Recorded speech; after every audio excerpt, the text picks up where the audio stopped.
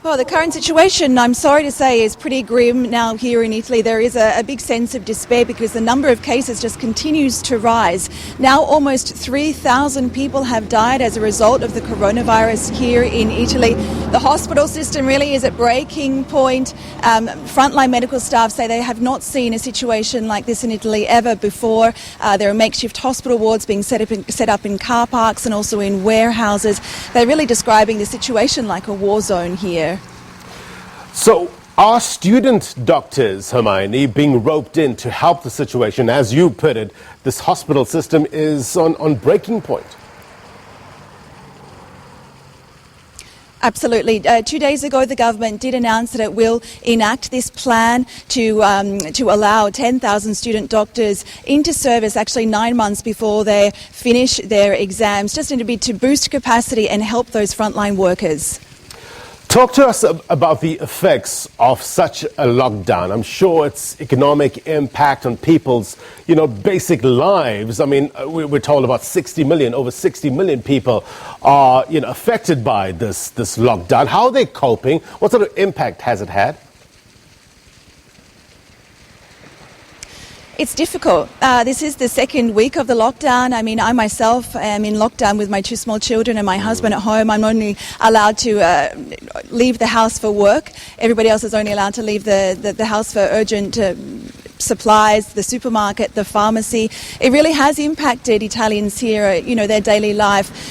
It's difficult, it's grim, but people, also trying to stand united in the face of this crisis once a day. The best part of the day is when people come out onto their balconies. Usually it's coordinated about 6 p.m. in the evening and people sing a song or they play an instrument just to try and lift people's spirits. But in terms of the lockdowns and in terms of Italy and the impact it will have, the economic impact of these shutdowns really cannot be underestimated. Just talking about the tourism industry alone this year in Italy, it stands to lose $8 billion this year alone. So that's just one sector of the economy that is, of course, going to really struggle to come back to life. Yeah. We understand you are in Pescara. Talk to us about that area. We understand that the highest concentration of cases is in the north of Italy, correct?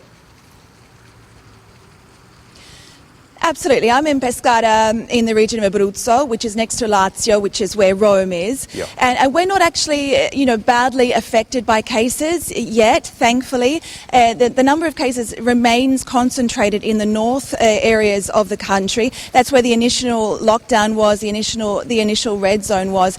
And I have to say, the centre and the south of the country, we were kind of in shock when we were also locked down with the rest of the country, but authorities really didn't have any choice but to do that, because when they locked down only the north, people were then fleeing from the north to the centre of the south and the south of the country. So it really had to be a nationwide measure that they put in place. Italians are taking the measures pretty seriously now. There are very strict penalties in place for those who don't comply, on-the-spot fines or even 3 months in jail. Hermione, talk to us about what people are saying, what health experts are saying, what government officials are saying in terms of how did it get to this stage? We're told that it spiked in a matter of about 1 or 2 weeks. What's the possible reason for this in terms of the number of cases that's been reported and confirmed? Well, this is the big question. This is the big question. Why has Italy been hit so hard? Look, there are a few different theories at play. Authorities at one point think that perhaps the coronavirus was in circulation for quite some time before it was detected in the the densely populated area of the north. So then when it was detected, there were already very many chains of transmission in place. And then it, of course, spread in that zone and then further in other regions throughout Italy without it being known. And then, of course, the hospital systems were inundated, the testing system itself. So also the ageing population in Italy is another factor that perhaps comes into play. But that is a big question that is being investigated as we continue this crisis. Why Italy has these cases, the high number that we're seeing. Yeah. Talk to us about, look, it might be a bit of a morbid thought, a morbid question, but there are reports, or a report that I saw, of the dead being stacked up in terms of waiting to be buried because funeral services are apparently strictly prohibited. Any truth to this?